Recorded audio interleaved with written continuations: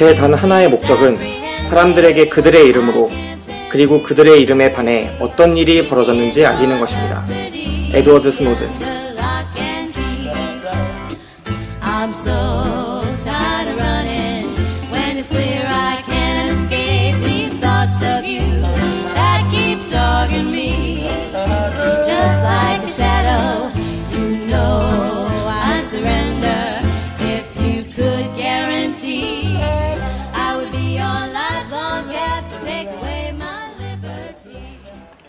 더 쉽게, 더 즐겁게, 그리고 더. 안녕하세요. 오늘도 따끈따끈한 최신 영화를 특급 배송해드립니다. 당일 배송 영화방, 저는 김기사입니다. 안녕하세요. 박기사입니다. 반갑습니다. 네, 반갑습니다. 며칠 안 됐어요.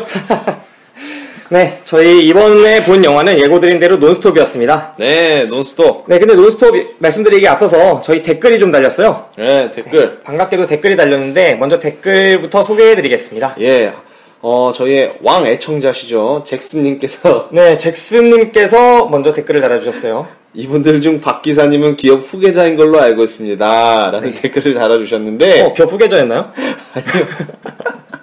아니요. 유언비어입니다. 네, 저희 이제 첫 번째 질문도 그렇고 저희 신상에 대해서 이제 좀 궁금해하시는 분들이 있으실 수 있을 것 같은데 아직 저희 신상이 밝힐 때는 아닌 것 같아요. 정말 알고 싶으시면요. 네. FC 서울 축구 경기가 있어요. 경기장 안에 항상 있으니까. 경기장 안에 있으니까 거기서 찾아보세요. 네. 몇 명 안 돼요? 한 만 얼마 될 건데. 네, 그리고 그보다 이제 중요했던 두 번째 질문이 하나 있는데. 예. 네, 어떤 질문이었죠? 봐주세요 님께서 노예 12년이란 영화가 있던데 어떤 영화인지 봐주세요 라고 말씀해 주셨어요. 네, 전에도 저희가 미리 말씀드린 바 있지만 저희 영화를 고르는 거는 이제 박 기사의 정권입니다. 예, 제가 고르는데 네. 결론부터 말씀드리면은 저희는 노예 12년 하지 않습니다. 왜 안 하나요? 처음으로 부탁한 건데. 왜냐면은 노예 12년이 너무 유명한 영화예요. 네. 너무 유명한 영화고 또 저희가 방송을 하는 취지가 원래 최신 영화를 좀 가장 빨리 이렇게 방송하자. 그래서 논스톱을 골랐냐? 그런 취지였는데 이번 영화 논스톱은 너무 볼 게 없어. 어쨌든 그런데 그리고 노예 12년은 찾아보시면 너무 유명한 팟캐스트들 많잖아요. 영화 팟캐스트 많죠. 영화 관련 팟캐스트들이 많기도 많고 그중에 또 유명한 것도 많고 전부 다 다뤘어요. 정말. 전부 다뤘나? 많이 다뤘나요? 네, 노예 12년은 그 아카데미상 받고 나서부터 네. 다 다뤘던 것 같더라고요. 그래서 네. 저희가 그들과 비교하면는 너무 작고 모자라기 때문에 이런 겸손한 마음으로 저희는 하지 않기로 했습니다. 아니야, 우리 안 모자라. 해볼만해. 장난 아니었어? 요 정도 겸손 정도 괜찮지 않냐? 네, 일단 저희가 이제까지 두 분이 물어보셨는데 두 개의 질문에 다 이따위로 답해드려서 죄송하다는 마음을 갖고 있는데. 다른 영화 또 한번 얘기해 주세요. 저희가 네. 또. 박 기자가 이제부터 반영을 좀 해볼 테니까. 네, 그럼요. 저희 준비가 안 돼 있기 때문에. 네, 그렇습니다. 네, 그렇습니다. 이제 본격적으로 영화 이야기부터 들어가도록 하죠.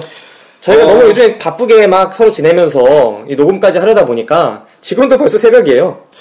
나는 아까 저희가 이전에 축구방을 녹음했었는데 네. 와이프 이후로 이 친구를 지금 계속 보고 있어요. 뭐 한 이틀에 한 번, 막 3일에 한 번 꼴로 보는데 영화를 이렇게 많이 보는 건 정말 처음이에요. 그리고 영화를 보는 게 숙제 같은 느낌이 더 들어요. 가끔 이렇고 피곤한 몸을 이끌고 저는 와이프를 끌고 나와서 보기 싫다는 거예요? 봤어요.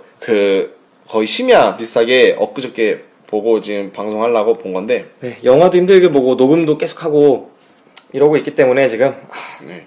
네, 영화 소개부터 이제 해주실까요? 본격적으로 네. 이제 이야기 들어가죠. 영화 소개부터. 소개를 해드리겠습니다. 뉴욕발 비행기에서 테러범이죠. 테러범이 네. 1억 5천만 달러를 입금하지 않으면 20분당 한 명씩 죽이겠다는 메시지를 미 항공수사관 비일에게 보냅니다. 네. 그 뒤부터 이야기가 시작되고요.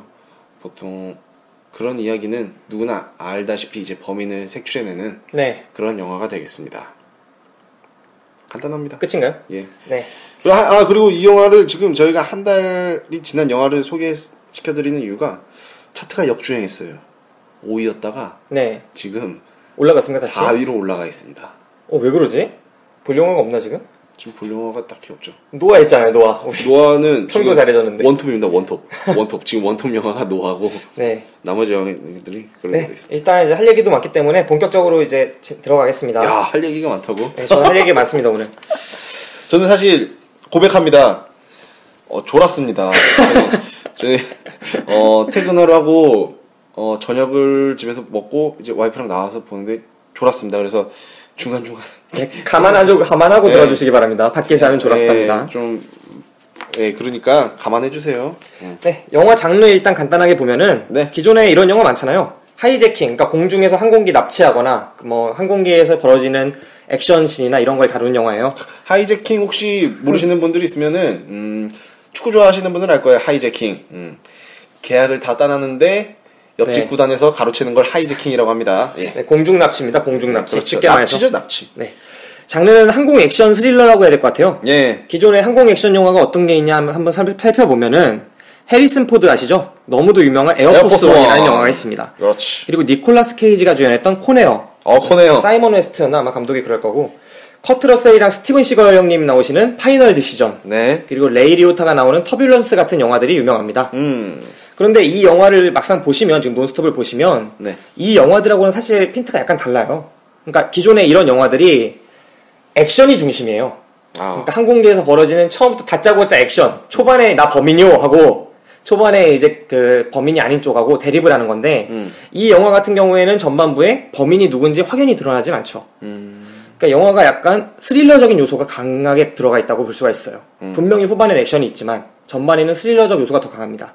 이런 영화가 어떤 영화가 있냐면 항공기는 아니지만 비슷한 장르로 스피드라는 영화가 있어요. 스피드? 네, 산드라 블록 그 그래비티 찍었던 그리고 키아누 리브스 이 둘이서 같이 나왔던 스피드라는 영화가 있습니다. 버스에서 이제 계속 협박을 받으면서 버스가 쭉 이제 계속 달려야지 폭탄이 안 터지는 거죠. 시속 몇 킬로를 유지해야 폭탄이 그렇죠. 안 터진다. 네. 그런 이제 액션 영화가 있었고 또 폰부스라고 폰부스. 네, 공중전화 박스 하나에서 딱 네. 벌어지는 이야기인데 그것도 이제 협박이 오잖아요. 누군지 모르는 사람한테 그거 재밌게 벗어나면 터진다. 이런 이야기가 있는. 폰부스는 저희가 최신 영화가 아니기 때문에 다뤄지진 않습니다. 하지만 한번 보세요. 이거 네. 들으시는 분들 한번 보시면 재미있을 겁니다. 제 개인적으로 추천할 수 있는 영화입니다. 예, 그 긴장감이 괜찮더라고요. 네, 스피드랑 폰부스 같은 액션 스릴러, 그러니까 액션도 있지만 스릴러가 좀 많이 들어가는 그런 장르에 가깝다고 볼 수가 있을 것 같습니다. 네. 네. 이 영화의 이제 기본적인 특징을 좀 말씀드리자면, 먼저 장르 변화가 여러 가지가 빠르게 변화가 돼요. 그러니까 처음에는 말씀드린 대로 스릴러인데, 밀실에서 이제 범인을 모르는 상태에서 추리극에 가까운 스릴러예요. 그렇죠. 그러니까 범인을 색출하고, 그 범인한테 협박을 당하는 과정이 보여지는 추리극이기도 하면서 동시에 스릴러로 변하는 과정이 나와요. 그러니까 누가 범인인지 알 수 없고 관객 입장에서 그렇죠. 찾아가는 거죠. 네, 그 주인공 자체가 범인처럼 느껴지는 순간도 있고 그 과정 속에서 심리적인 스릴러 아무도 믿을 수 없는 상황에서 쪼여오는 그런 스릴러인 분위기도 있고 그리고 또 반전 영화기도 해요. 후반에 반전도 있고 네. 또 나름의 이제 후반부엔 아예 액션으로 돌아서서 일반적인 항공 하이제킹 액션 영화로 가기도 하고 그러니까 이런 여러 가지의 영화를 한 편의 영화에서 여러 가지 장르를 짬뽕시켜서 빠르게 한번 하는 겁니다. 여러 가지 맛보는 그런 영화입니다. 근데 저는 본격적으로 들어가기 전에 네. 궁금한 게 있는데 아까 그 에드워드 스노든 네. 오프닝 때 말씀하신 분 네. 누구예요? 누구? 에드워드 스노든 2013년 가디언즈가 뽑은 올해의 인물입니다. 그래? 후반부에 제대로 다루긴 할 텐데 뭐라 말해줄까? 그 사람이 이거 어디서 말한 거예요? 그러니까 미국 정보부랑 CIA랑 그쪽에서 일했던 사람인데 NSA라고 국가안보국 양쪽에서 다 일했던 컴퓨터 기술자인데 네. 국가가 개인을 감청하고 도청하고 불법 도청을 하고 뒷조사를 하고 이런 부분을 폭로한 사람이에요. 그래서 지금 미국에서 수사받고 있죠. 다 망명해 있는데 홍콩이랑 이런 곳으로 그 인물의 이야기였습니다. 제 단 하나의 목적은 사람들에게 그들의 이름으로 그리고 그들의 이름에 반해서 어떤 일이 벌어졌는지 알리는 것입니다. 네, 인터뷰 중에 나중에 진실공방 과정에서 나온 말입니다. 말이었구나. 나중에 후반부에 이 얘기가 영화랑 어떻게 연관되는지 제가 왜 연관을 시켰는지 말씀드리도록 하겠습니다. 예, 알겠습니다. 아까 말씀드린 대로 여러 가지 이제 장르를 막 변화하는 영화인데 네. 처음에는 은근한 캐릭터를 보여주는 드라마가 있죠. 이제 아이를 처음에는 상사랑 싸우고 알코올 중독인 모습도 보여주고 페인이었지, 페인. 그러면서도 아이에겐 따뜻한 그런 남자.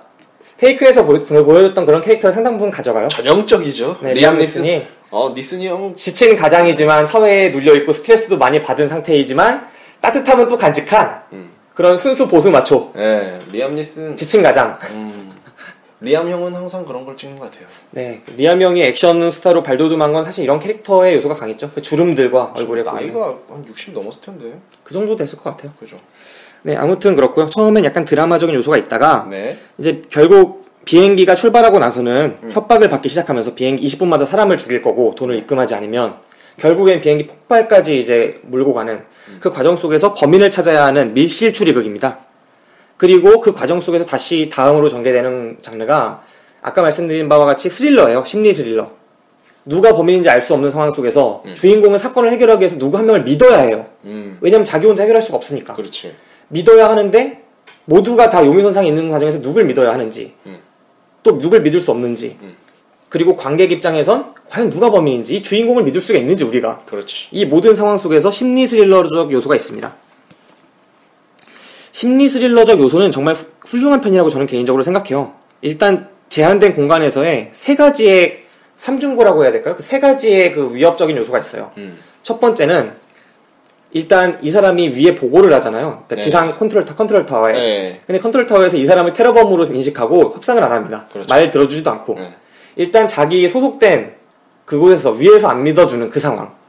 그리고 나중에 누가 카메라로 이 사람이 그러니까 그 빌 막스, 리암 니슨이 연기한 빌 막스가 비행기에서 이 범인을 찾기 위해서 다소 강압적인 수사와 이런 진행을 하기 때문에 그 모습을 유튜브나 이런 사이트에 올리고 그게 너무 퍼져가지고 밖에선 이 사람이 막 알코올 중독에 딸도 잃고 막 이런 모습이 부각되면서 테러범으로 몰려요. 그렇죠. 그거를 또 안에서 다시 보게 되고 사람들이 그래서 이 사람을 믿지 않게 되죠. 승객들이. 그 과정 속에서 승객한테 의심받는 고통이 또 있어요. 주인공이. 그러니까 주인공은 소속된 그곳에서도 자기를 믿지 않고 승객들도 자기를 믿지 않아요. 그런데 심지어 범인도 자기를 괴롭히는 거죠. 낙하산 타고 내려가야지. 그 정도면. 삼중고죠. 이 사람이 사실 승객을 이 상황에서 빡쳐서 버려도 배지를 반납하라고 했으니까 배지 반납하고 나는 안 하겠다. 에라 모르겠다 하고 뛰어내려도 할 말 없는 영화입니다. 그래야지. 낙하산 메고 내려가야지. 네. 하지만 이 과정 속에서 이 주인공은 이 모든 승객들을 자신을 믿지 않고 자신은 이제 책임까지 잃어버렸죠. 배지를 뺏기면서. 그 과정 속에서도 승객을 구하겠다는 이 의지 이거 하나로 영화를 끌고 가는데 이 속에서의 심리 스릴러 장르가 상당히 잘 보여집니다. 네. 이 연출이 상당히 훌륭하다고 생각해요. 중반부까지는. 그 다음에 폭탄을 찾은 이후부터는 스릴러적 요소가 사라지면서 좀 지루한 전개가 펼쳐져요. 그렇죠. 본격적인 액션이 등장하죠. 네. 액션이 화려하진 않아요. 네. 어떻게 보면 아저씨 뭐 그런 데서 많이 나왔죠. 우리나라 영화에서. 그러니까 짧은 데서 타격은 그냥 타격하는 스타일이고 합이 크게 맞는 동작 크고 합이 맞는 그런 액션이 아니에요. 그렇죠. 짧게 그냥 작은 액션들. 그리고 캐릭터로 주로 그냥 끌고 가는 거고. 짜잘한 잼만 날리는. 네, 그런 액션입니다. 그래서 액션 자체가 그렇게 흥미롭지도 않고 이후에 벌어지는 반전에서 나타나는 악당들의 캐릭터나 네. 또 악당의 포스 그리고 그 과정에서의 범행 이후 이런 모습이 그렇게 강렬하게 그려지지 않기 때문에 네. 액션이나 드라마로서는 그렇게 합격점을 주기가 어려운 영화입니다. 그렇죠. 저는 영화 끝나고 얘네가 왜 비행기를 터뜨리려고 그랬지? 막 그게 기억이 안 나죠? 예. 이게 막 물어보고 그랬어요. 저는. 저도 마찬가지입니다. 이게 왜 그랬지? 그런 부분이 분명히 있고요. 그 다음에 아까 추리극적 요소가 있다고 했는데 추리극으로서도 사실 별로예요. 이야기가 추리극으로서 영리한 편이 아닙니다. 악의도 잘 안 맞고 무엇보다 범행 이유 자체가 공감이 안 가고 설득력이 없고 또 나중에 왜 이 주인공이 그들이 범인인 거를 색출하게 되는 과정이 너무 우연적이에요. 그렇지. 네, 너무 우연적이고 악의도 안 맞고 그래서 추리극으로서도 영리한 편이 아니라고 할 수 있겠습니다. 그리고 그거 안 맞는다는 게 네. 처음 20분 내로 막 사람을 죽인다고 하잖아요. 네, 그렇죠. 근데 처음 죽은 사람은 빌이 죽인 거란 말이에요. 그렇죠. 그거를 어떻게 그렇게 계산할 수 있었을까? 네. 이것도 참 우연해. 너무 우연적인. 그러니까 이게 생각을 많이 하고 보면 추리가 상당히 허술하고 영역이 좁은 추리극이기 때문에 부족한 부분이 많아요. 결국은 이 영화의 장점은 심리 스릴러 장르에 있고 그냥 편하게 그냥 그걸 즐기시려는 분은 만족하실 수 있을 것 같아요. 500억을 들여서 만든 영화를 네, 그런 부분이 있죠. 그런 식으로 즐겨야 하나? 그렇죠. 네.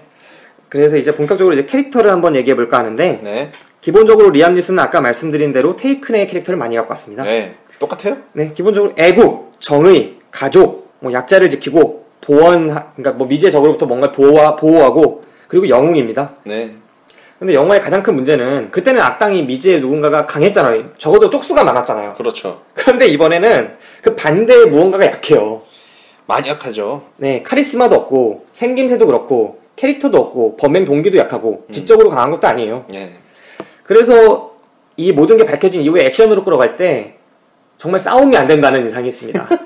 리암 니슨 형을 상대할 수가 없는 애들이에요. 아유. 미실에서 오히려 불쌍하게 느껴지죠. 그럼 리암 형은 아유 장난 아니야.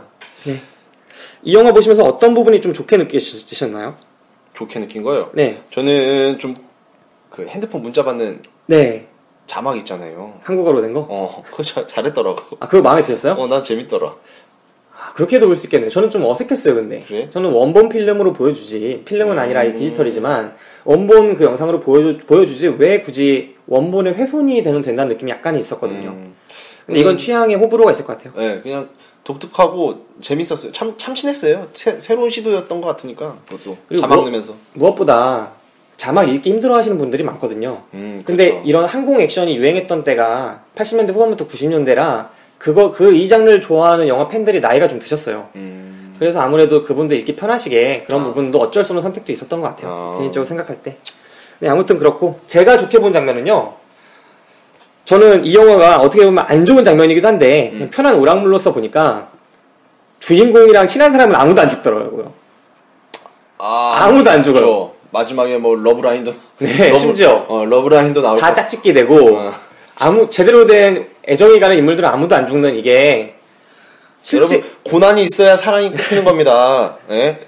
고난이 있어야 돼요. 사랑을 하고 싶은 분들 고난을 견디세요. 씨랑 그 고난이 많으셨나봐요. 야 와이프 당황하는구나. 와이프 실명 내면 안 돼. 아 맞다. 아 죄송합니다. 편집하겠습니다. 네. 삐 처리해주세요. 삐 처리. 네네 그렇고요. 이 영화 저는 좋게 본 게 그냥 기분이 좋았던 게 좋게 봤다기보다는 후반부에 결국 아무도 안 죽으니까 실제로는 우리가 사회 속에서 좋은 사람들이 많이 죽잖아요 사실. 네. 근데 영화 속에서는 좋은 사람들이 하나도 안 죽고 이러는 모습이 마음이 편하더라고요. 좋은 사람들이 안 다치고 전형적인 할리우드 해피엔딩 영화예요. 네. 헐리우드 영화. 전형적이라고 보긴 어려워요. 헐리우드에서도 주변인은 많이 죽이거든요. 주인공만 안 죽이고. 네, 그런 부분이 그냥 예뻤어요. 그리고 승무원 낸시. 낸시. 저는 그분도 상당히 영화에 활력을 불어넣었다고 생각을 합니다. 영화를 전체적으로 보면 계속 이렇게 그냥 진행이 돼요. 스릴러적 요소 이외에는 액션이나 뭐 이런 부분이 사실 볼품이 없고, 캐릭터들도 아무도 결국 죽는 사람도 없고, 그렇죠. 악당들도 약하고, 그러니까 결국 리암 니슨 원톱과 심리 스릴러적 요소에 기대어서 이끌어져 가는 영화예요.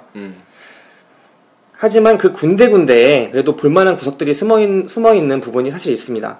그 아랍의사 기억하세요? 아랍의사? 전 그 캐릭터 괜찮더라고요. 그냥 의심 가는. 네. 9.11 테러 이후에 모두에게 알게 모르게 이런 부분들이 있는 거죠.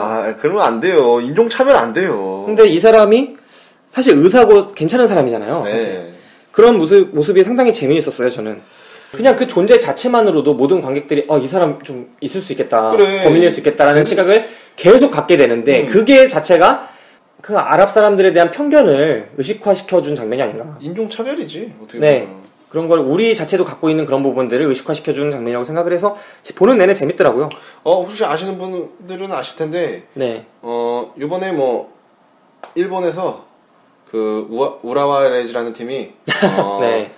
팀 서포터석에 재패니스 온일 써놨다가 네 그렇죠. 우기승천기 걸어놓고 개망신 당하고 네. 지금 금전적으로도 많이 피해보고 그게 있습니다. 우리나라 윤정환 감독이랑 그 선수 중에 이충성, 제일교포 그 겨냥한 인종차별적 반응이었는데 어느 분야에서든 저런 인종차별적인 것들 그리고 알게 모르게 우리 속에 젖어있는 그런 것들을 우리가 의식화시켜서 표현을 끌어내서 그런 부분들을 적극적으로 깨부수는 그런 노력이 필요한 것 같습니다. 여러분 아랍인들 보시면은 잘해주세요. 아랍인들은 부자 많아요. 뭐라는 거냐 진짜.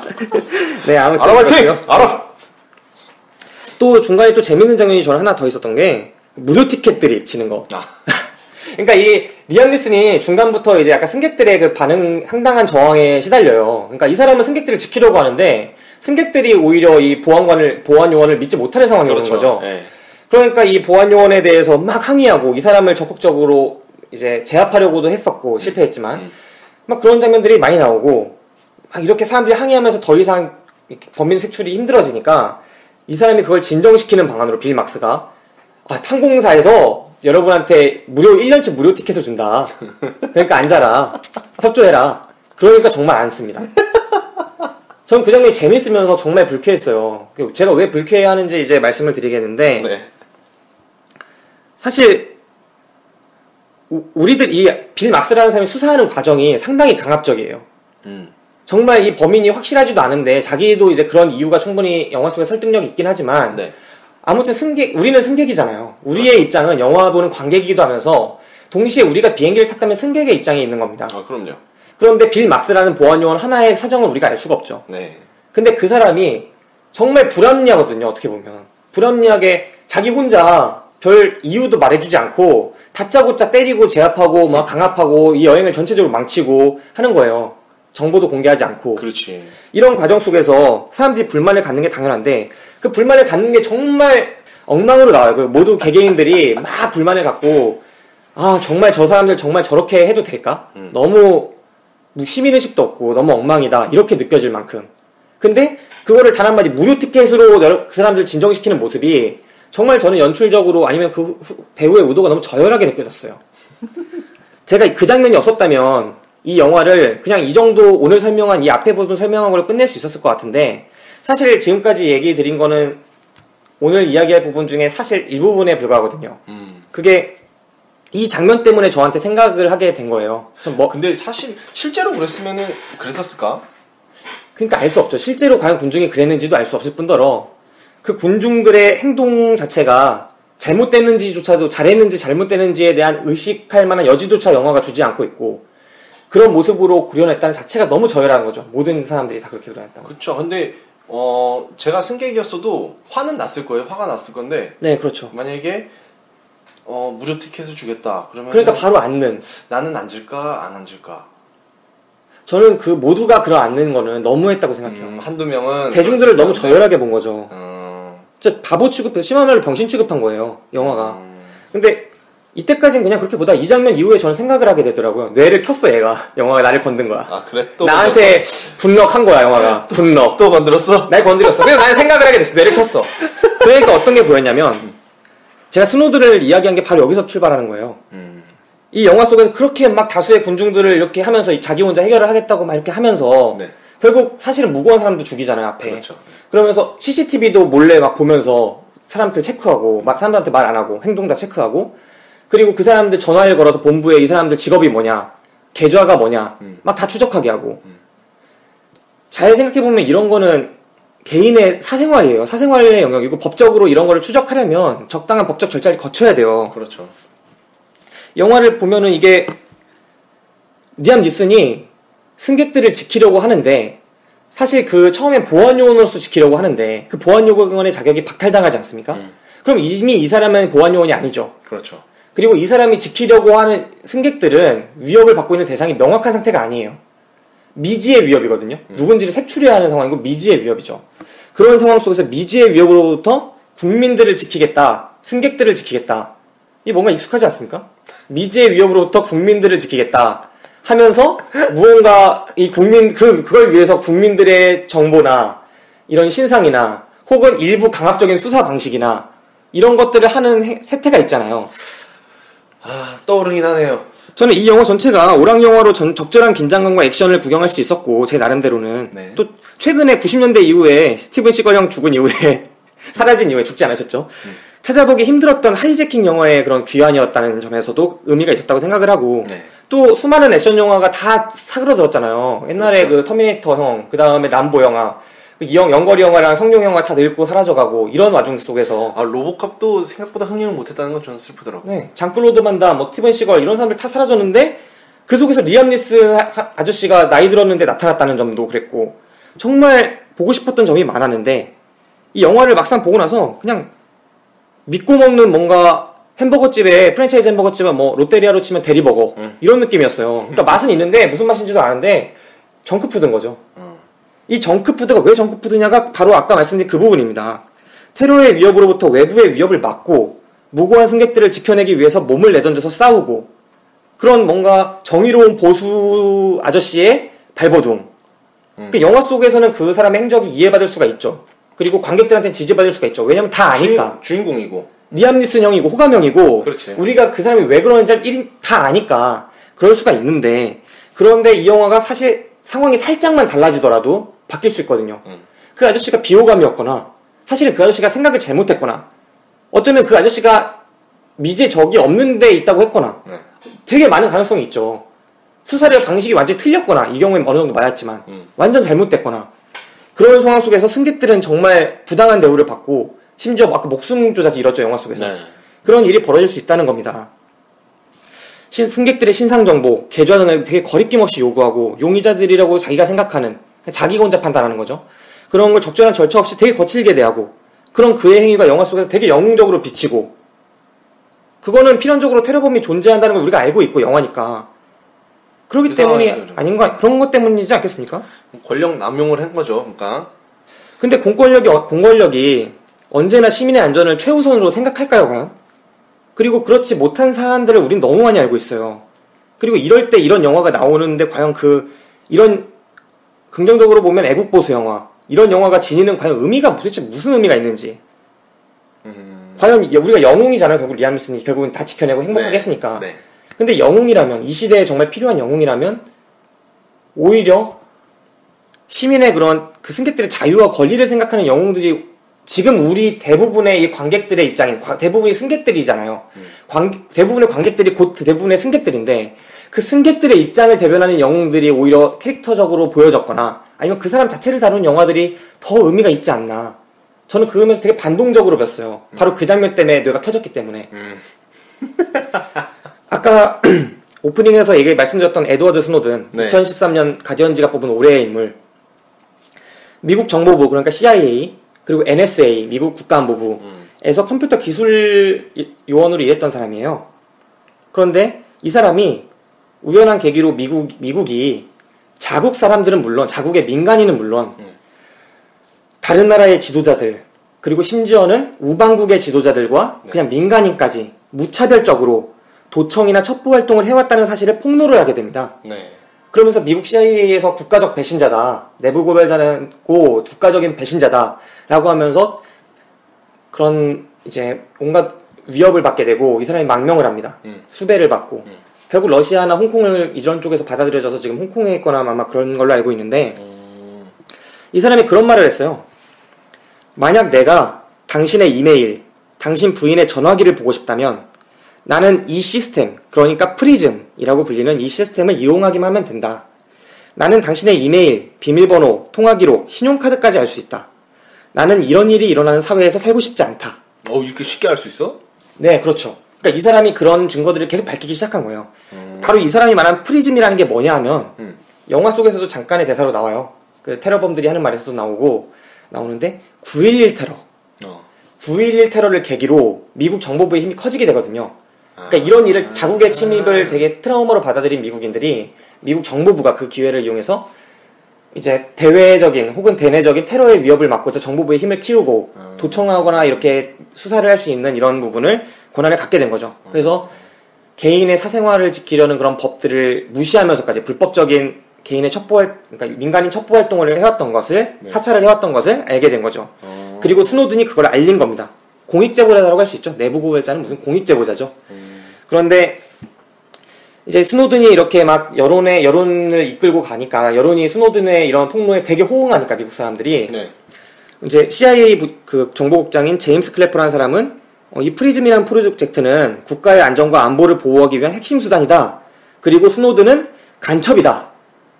이런 거는 간첩혐이다. 이렇게 말을 했고, 그다음 NSA, 그러니까 그 국가안보국의 국장인 키스 알렉산더라는 사람은 미국 의회에다가 9.11 테러 이후에 이 프로젝트로 50건 이상의 테러를 미연에 방지했으며 24시간 이내에 이들 테러 시도에 대한 정보를 의원들에게 제출하겠다. 이렇게 말했는데 결국 제출 안 했고 이거 뻥이었습니다.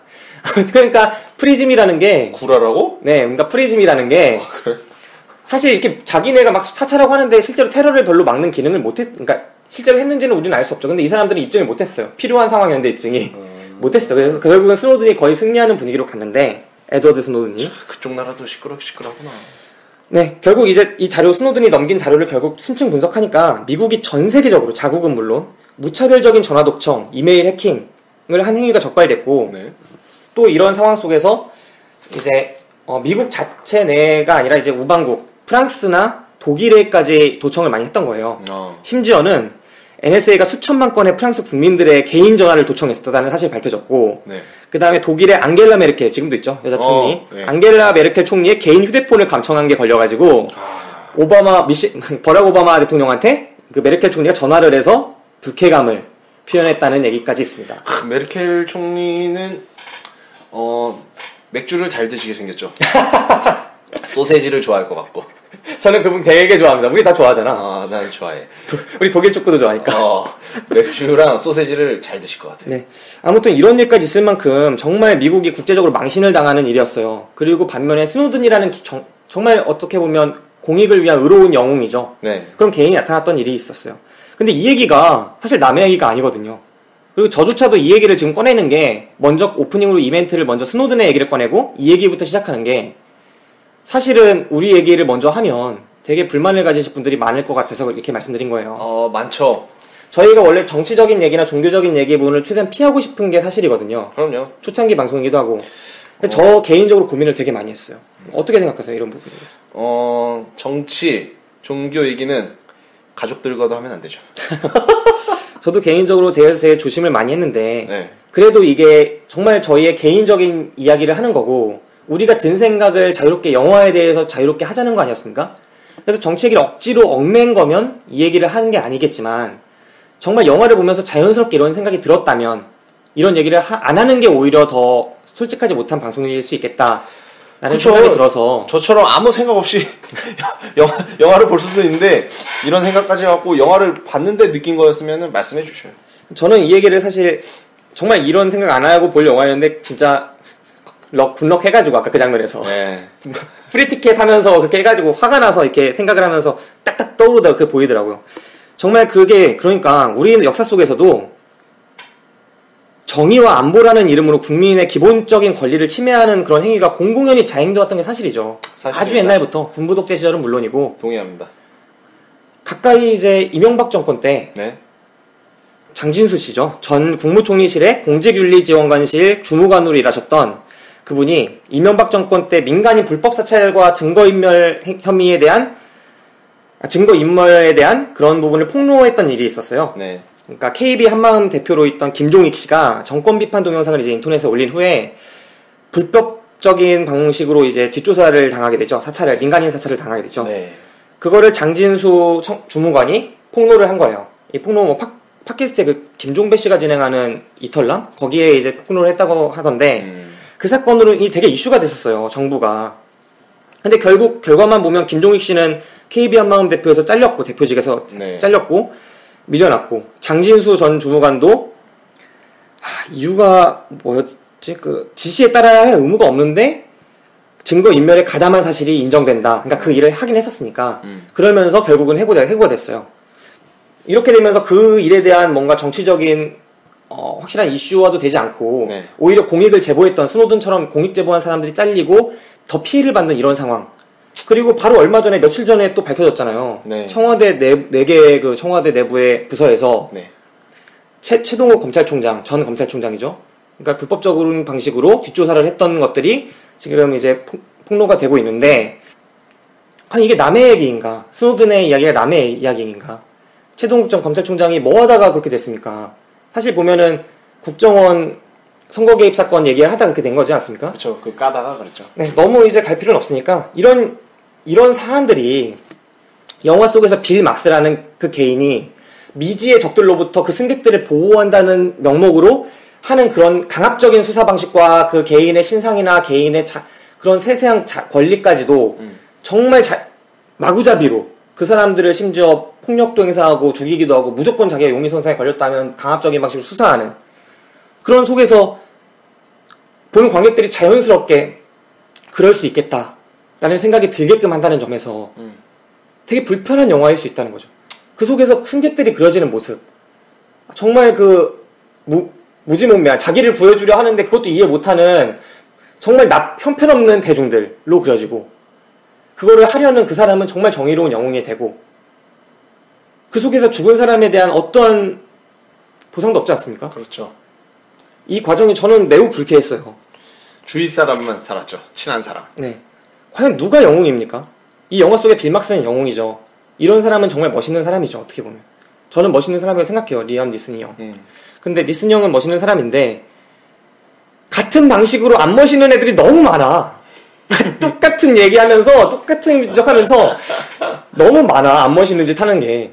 그리고 사실은 그냥 승객이 싫어서 승객을 패는 애들이 있어. 그렇지. 정말 이 영화가 과연 그런 걸 다 생각하고 만들었을까? 이런 나쁜 의도에서 만들었을까? 혹은 그냥 우연히 이런 멋있는 사람 얘기를 하다 보니까 그렇게 됐나? 알 수 없죠. 이거를 정말 의도하고 만들었을까? 네, 저희는 고소당할 수 없기 때문에 의도하고 만들었다고 할 수는 없겠습니다. 네, 나 같은 경우에는 그냥 단순 액션 뭐 이런 걸로 봤었는데 저도 처음에 그렇게 봤어요. 국락전까지. 이거를 이런 식으로 자무 콜렛 세라 감독이 네. 이런 식으로 했으면은 천재인데? 근데 아귀가 딱딱 맞지 않나요? 저는 이게 보면서 그런 생각이 정말 딱딱 들더라고요. 미국의 스노드 사건 벌어진 지 얼마 안 됐고 우리나라도 막 이런 사건들이 벌어지고 있는데 반대로 이제 그런 위협들은 항상 있거든요. 정보부나 이런 국가 보안, 국가 안보에 대한 영화. 이 영화 속에서 보안과 안보라는 말이 얼마나 중요하겠습니까? 그렇죠. 후반부에서도 그 악당들이 이제 이야기가 나올 때도 그 악당들이 사실 보안이라는 이슈를 가지고 9.11 이후에 그 보안이라는 이슈 때문에 사실 터뜨린 거 아닙니까? 네. 정확하게 그 장면이 임팩트가 없어서 많은 분들이 기억 못 하실지 모르겠지만 그런 장면들을 생각해 볼 때 보안과 안보라는 주제로 이런 영화를 찍어낸다는 게 정말 다수의 군중들한테는 좋은 일이 아닐 수 있겠다. 심지어 우리는 이걸 불편하게 여겨야 한다. 이 영화를 보면서 그냥 웃고 떠드는 게 어떻게 보면 정말 멍청한 일일 수 있다. 우리가 정말 우리가 응원해야 될 영웅이고 더 현실적이고 더 필요한 영웅은 안보와 정의와 이런 얘기를 하면서 그 공권력으로 그 민중들을, 그 다수의 승객들을 억압하는 그런 상황이 실제로는 더 많이 일어나고 있고. 그렇죠. 사실 테러가 많이 자행되는 것 같지만 우리 일상 속에서는 이런 일이 더 터지지 않습니까? 개인정보 쉽게 막 기업들이 이렇게 터뜨리고 있고 기업들이 정보 다 유출되고 스팸 겁나 와 요즘에. 그러니까 말입니다. 짜증나 죽겠어. 저도 오늘 강원랜드랑 몇 개 받았는데 혹시 이 방송 듣고 계시는 강원랜드 그 스팸 보내는 분들 제 번호는 빼주세요. 아니야, 야 거기서만 보내는 게 아니라 그쪽에 이제 사채하는 형들이 보내는 거야. 그러거든요. 야 하지 마. 사채 브로커도 얘기 많더라. 많어. 사채 브로커도 요즘 이슈 많고. 내가 많이 가봤잖아. 강원랜드를. 그 앞에 막 이렇게 일수지갑 들고 이렇게 명함 많이 줘. 네. 제가 본 영화는 지금까지 말씀드린 게 거의 전부라고 할 수 있을 것 같아요. 영화 자체만으로 봤을 때는 스릴러적인 요소가 분명히 좋았고 리암 니슨 형 반가웠지만 부족한 부분이 많았고 또 악의가 맞지 않는 부분, 약간 멍청하게 느껴지는 부분들도 있었고 그러면서 이 불편한 부분들, 정치적이나 의식적으로 불편하게 다가올 수 있는 부분들을 정말 멋있는 것처럼 포장했다는 점에서 이게 과연 건전한 영화인가에 대한 의문도 동시에 들었다. 이런 측면에서 말씀을 드릴 수 있겠습니다. 많이 어떻게 보면은 김 기사가 많이 나갔을 수도 있고 아니면은 제가 너무 안 나갔을 수도 있는데 이거 보는 사람 시각 차이니까요. 들으시는 분들도 뭐 동의를 하시거나 뭐 그런 생각이 드셨다면은 동의를 하신 거고 아니시라면은 뭐 네, 조용히 끄시지 말고 네. 아니라고 하시는 분들은 저희 팟빵이나 아이블로그 그리고 아이튠즈 팟캐스트 그 어플을 통해서 저희 방송을 찾으실 수 있거든요. 당일 방송을 검색하시면. 근데 그 모두에 이제 댓글을 남기시는 난이 있어요. 네, 거기서 이제 다양한 방식으로 댓글을 남겨주세요. 네, 뭐 욕하셔도 되고요. 네, 그냥 뭐 싸우고 싶으시면 파이팅하자 이렇게 하시면 됩니다. 네 생각이 틀렸다. 네. 그러면은 뭐 그렇게 써주시면 되고. 네, 저희는 무관심보다는 이렇게 어떤 종류의 관심이든 다 사랑합니다.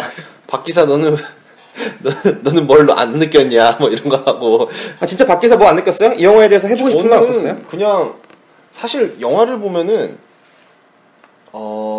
예전에 대학교 때 이럴 때는 네. 제가 그런 수업을 몇 개 들었었어요. 근데 네. 그런 거 볼 때는 항상 뭘 생각해야 된다는 리포트를 써야 되고 네. 막 거기에 대해서 되게 압박을 느끼면서 영화를 봤었어요. 네네.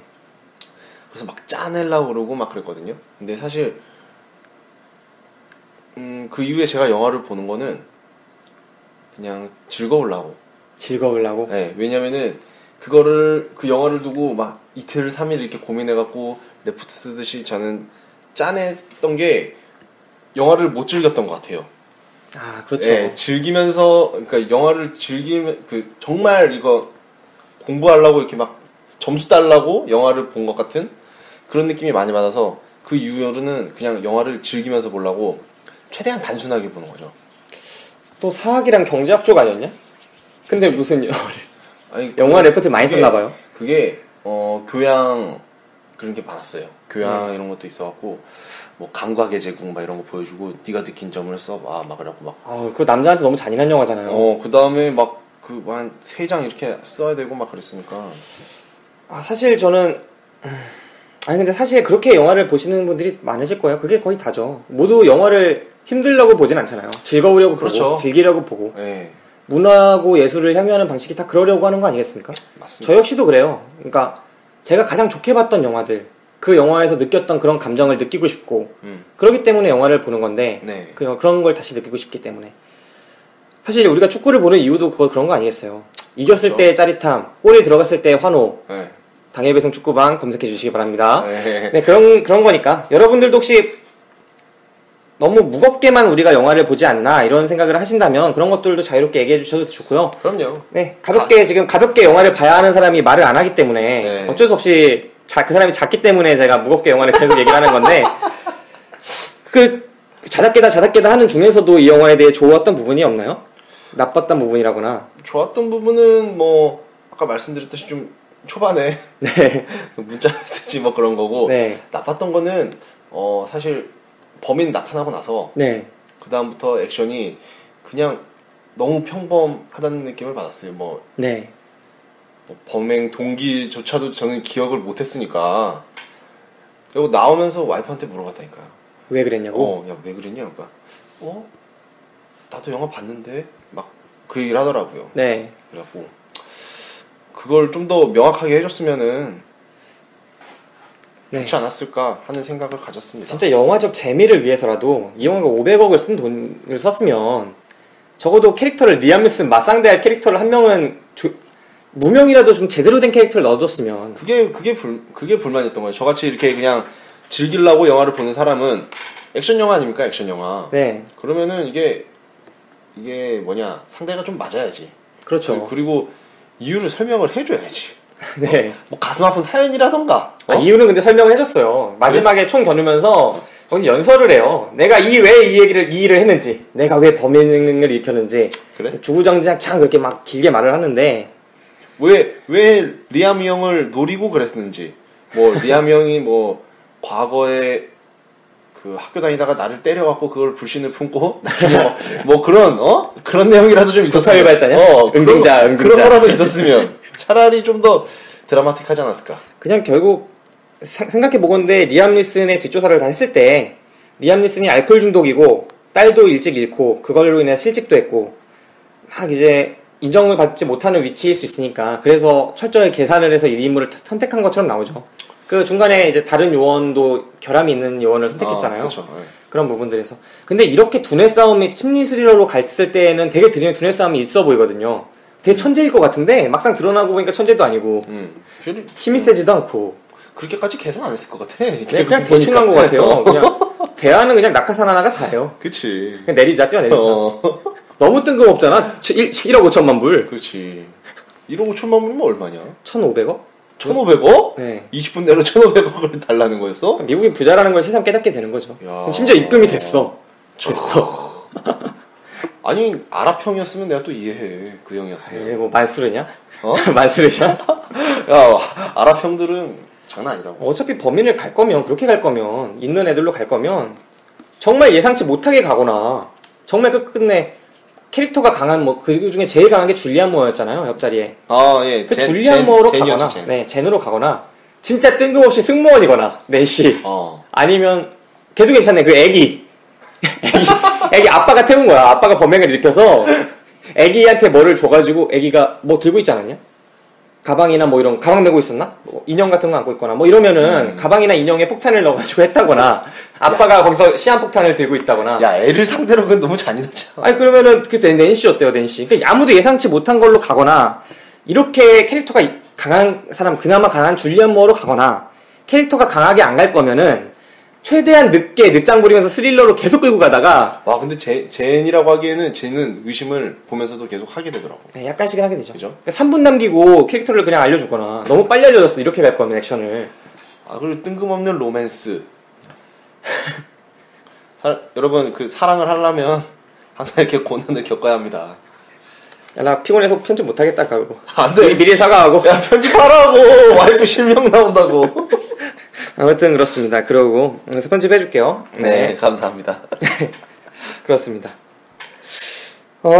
그 밖에 이제 뭐 또 하고 싶었던 이 영화에 하고 싶은 얘기 있나요? 뭐 인상 깊었던 정말 한 장면이 있어요? 지금 나한테 물어보는 거예요? 예. 너 그래서 한마디도 안 하겠다는 거네 지금? 아니야. 방송 중에? 인상 깊었던 한 장면이 있냐고. 내가 지금 계속 얘기했는데 나를 또 물어보는 거예요? 나는 한 장면만, 딱 한 장면만. 아까 얘기했잖아요. 나를 빡치게 한 장면. 아, 그 장면? 나한테 굿럭한 그 장면. 네 딸을 찾으러 와. 이 장면. 나는 핸드폰 메시지 한 장면. 어떤 메시지죠? 한글. 난 자막이. 한글 자막 처음 봤을 때? 난 자막이 참 이 영화의 승리자야. 나는 번역이 마지막에 뜰 때 아비게일이라는 사람으로 뜨더라고요. 아비게일이라는. 오! 근데 옛날 너도 아비게일이었냐? 옛날에 미수다의 아비게일 있지 않았어요? 그 사람 요즘 번역하나? 아, 그래? 반갑네. 좋더라고요. 아, 그게 괜찮네. 아무튼 그랬습니다. 자, 이제 오늘 본 영화는 여기까지로 하고 이제 추천 비추천 시간입니다. 추천하시겠어요? 아니요. 저도 아닙니다. 저는 사실 이 영화 고민 좀 했습니다. 아까 말했듯이 오랜만에 나오는 이런 장르의 영화이기 때문에 나름의 의미가 있고 그렇게 못 만들었다고 보기엔 잘 만든 구석도 있어요. 심리 스릴러로 쪼이는 부분도 분명히 있고 또 캐릭터로 리암 니슨 형 제가 좋아하거든요. 그래서 고민을 좀 했는데 이 정도면은 재밌게 볼 수 있는 분도 많겠다. 그런데 그 빡 도는 순간 이게 되게 건전하지 않다라고 느끼는 순간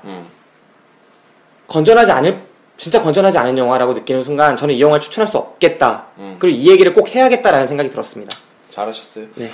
그리고 사실 영화가 500만이 들면은 리암 형이 방한한다고 했거든요. 아, 그랬나요? 근데 지금 한 200만에서 멈춘 것 같아요. 근데 너무 불렀다. 우리나라에서 외국 영화 150만만 넘어도 어느 정도 흥행이죠. 근데 지금 200만 넘었는데 지금 턱도 없습니다. 지금 리암 형은 방한을 못할 것 같습니다. 안 와도 되지. 그거 한 번 온다고 우리 국민들이 이런 영화에 그렇게 봐줘야겠어? 그래. 아니 리암 형이 관광을 해. 관광하러 온 거 아니야? 그리고 이거 보신 분들 중에 좀 떠오르신 분들 있을 거예요. 요즘에 말레이시아 비행기랑 말레이시아 비행기 그 추락 네. 실종된 거 저는 그 생각은 좀 들었어요. 그러니까 보기 전부터 약간 그 생각 들더라고요. 혹시 말레이시아 뭐가 오야? 그리고 저는 지금 방송하는 내내 생각을 했었어요. 고민을 해봤어요. 혹시 누가 나에게 무료 티켓을 준다고 해서 그래서 나는 자리에 앉을 것인가 말 것인가. 생각해보면 이 부분이 정말 중요할 수 있겠네요. 전 안 씁니다. 안 씁니까? 네. 저는 고민 좀 하다 앉을 것 같아요. 난 바로 앉을 거야. 내가 그때 불만이 얼마나 있나. 내가 얼마나 부당하다 느끼나. 이거 줄게요. 그러면은 바로 그 자리에 앉겠습니다. 저는 제 불만을 한번 생각해보고 이게 얼마나 부당한지 생각해보고 앉을지를 고려해보겠습니다.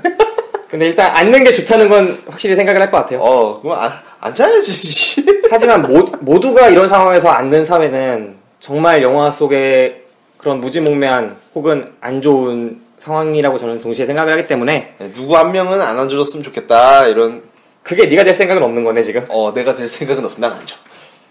저는 모든 사람들이 사실 이 부분에 대해서 고민해봐야 된다고 생각해요. 네. 한번 내가 그 장면을 보고 앉을 것인가 나라면. 네. 고민해봤으면 좋겠습니다. 뭐 댓글 달아주시던가요? 네. 앉는다, 안 앉는다. 안 앉는다. 뭐 이렇게. 아까 전 녹음에서도 말씀드렸는데 이게 방송을 들으면서 댓글 남기기가 쉽지가 않아요. 그렇네요. 네. 사실 저희도 다른 방송 들으면서 거기다 댓글 남겨본 적이 없거든요.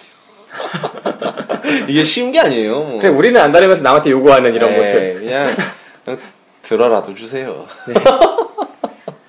네, 많이 이렇게 여러분들이 남겨주시는 댓글이 저희에게 힘이 됩니다. 저희 방송이 지금 600위권 달리고 있는데 700위권인가? 잘 모르겠는데 네.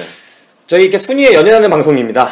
네, 그리고 왜 그래? 초심을 잃지 말자고. 예, 초심을 잃지. 나 벌써 6회 만에 이러면 안 돼. 근데 나는 우리 방송 괜찮은 것 같더라고. 들으면 재밌어 나는.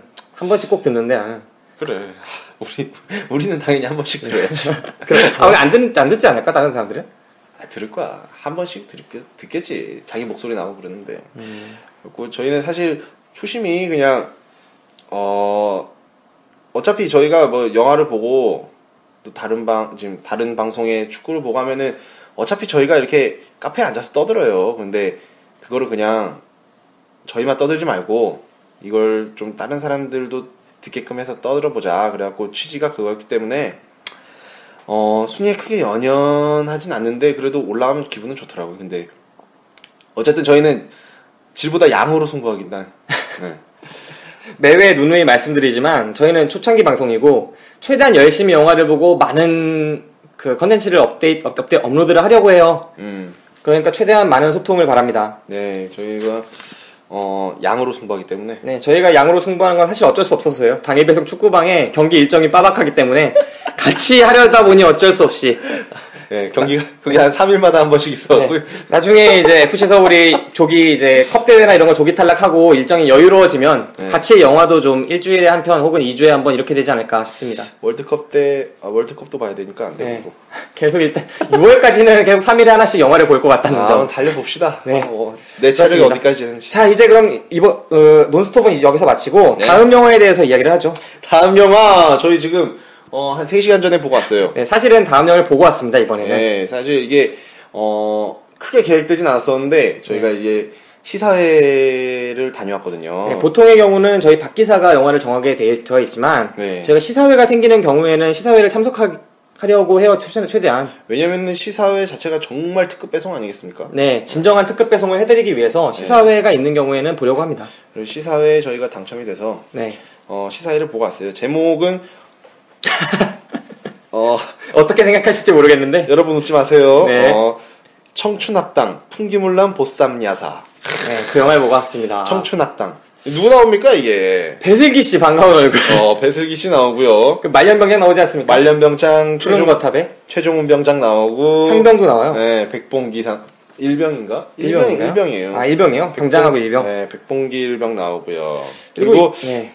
이민호 씨라 그래갖고 나는 저는 그 이민호가 아니더라고요. 나도 그 이민호인 줄 알았는데 네. 낚였더라야. 네, 그 이민호가 아닙니다. 그런 리가 있나 청춘보쌈에. 여러분이 알고 있는 상속자의 이민호가 아닙니다. 어쨌든 그런 영화인데 이민호 씨가 나오고. 저희는 보고 왔어요. 보고 와서 이제 다음 방송을 할 때 이 영화를 소개해 드릴 건데 네, 일단 대충 간단하게. 뭐 간단하게 보면은 감독은 저희가 모르는 사람이에요. 예, 도창훈 감독이라 그러는데 신인 감독인 것 같아요. 네, 첫 영화가 작품인 없습니다. 것 같더라고요. 네. 예, 그리고 이게 뭐 옛날 언제 시대지? 조선시대죠. 조선 말기에 갑신정변 이후라고 나오죠. 1887년 막 이렇게 나왔으니까 네. 그때 총각들을 보쌈해가는 네. 예? 총각들을 여자가 보쌈하는. 네, 그런 약간 그런 내용이에요. 그러니까 19금이고요. 어느 정도 야한 장면이 많이 나오죠. 네, 19금이고 사극 배경이긴 한데 되게 프리한 사극이에요. 네, 정말 이 현대 배경 사극 구분이 안 되는. 조선판 아메리칸 파이. 네, 약간 그런 걸 노리고 만든 것 같아요. 네, 섹스 아카데미, 뭐 아메리칸 파이. 아메리칸 파이 계속 떠오르더라고요. 이런 영화가 하나 있었죠 옛날에. 구본승 씨랑 강예원 씨가 주연한 마법의 성. 그 이후로 그런 장르가 우리나라에서 멸절했었는데. 아니지, 그거 있었잖아. 또 있었나요 그 사이에? 그 애들 사춘기 나와갖고 하는 거. 몽정기. 색즉시공. 그렇지. 이런 장르들의 연장선이라고 보실 수 있을 것 같아요. 예, 연장선이죠. 조선시대로 가서 이제. 네. 이 영화는 보시기가 쉽지 않을 겁니다.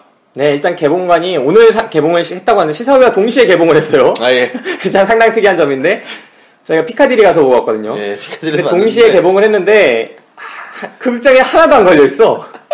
근처 극장에도 없고. 개봉일이 3월 27일입니다. 네. 저희가 시사회를 3월 27일 날 봤고요. 지금 오늘 녹음도 28일이구나, 새벽이니까. 네, 그래서 지금 기록으로 1,500명이 들어왔다고 기록이 나왔는데 그 중에 2명이 저희입니다. 김기사 박기사입니다. 1,502명이구나. 1,502명인데 그 2명이. 네, 2명이고. 그러니까 진짜 1,500명 본 거죠, 저희 빼면. 네. 시사회에서 몇 명이 봤는지 모르겠는데 시사회도 독특했어요. 광고도 나오고. 광고도 많이 나오고. 네. 돈 많이 쓴 것 같더라고요. 네. 청춘학당 소제목 풍기물란 보쌈야사. 네. 다음 영화가 되겠습니다. 다음 영화라고 하지만 조만간 찾아뵐 것 같아요. 조만간이죠. 네. 이게 2, 3일? 저희가 지금 업데이트 예정일이 일요일이거든요. 네, 28일 내지 29일 정도에 이게 업데이트가 될 것 같고.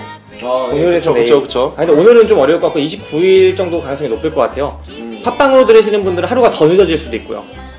일단 그런데 그 녹음 자체도 30일 정도에 이루어질 것 같기 때문에 30일 오전에 우선 계획을 잡았기 때문에 네, 그러니까 연달아서 계속 들으실 수 있는 거예요. 네, 30일 날 그냥 바로 올라갈 것 같아요. 네. 이건 그리고 바로 올라가죠. 그 다음 영화를 아직 박 기사가 생각을 안 한 것 같으니까 그 혹시 영화 봐줬으면 좋겠다 하는 분들은 댓글 많이 남겨주세요. 박 기사가 반영을 얼마나 할지 지 맘이지만 네, 제가 많이 반영해 드릴게요. 이거 이제 그래야지 소통하는 항상 이렇게 소통하는. 네, 아무튼 그렇습니다.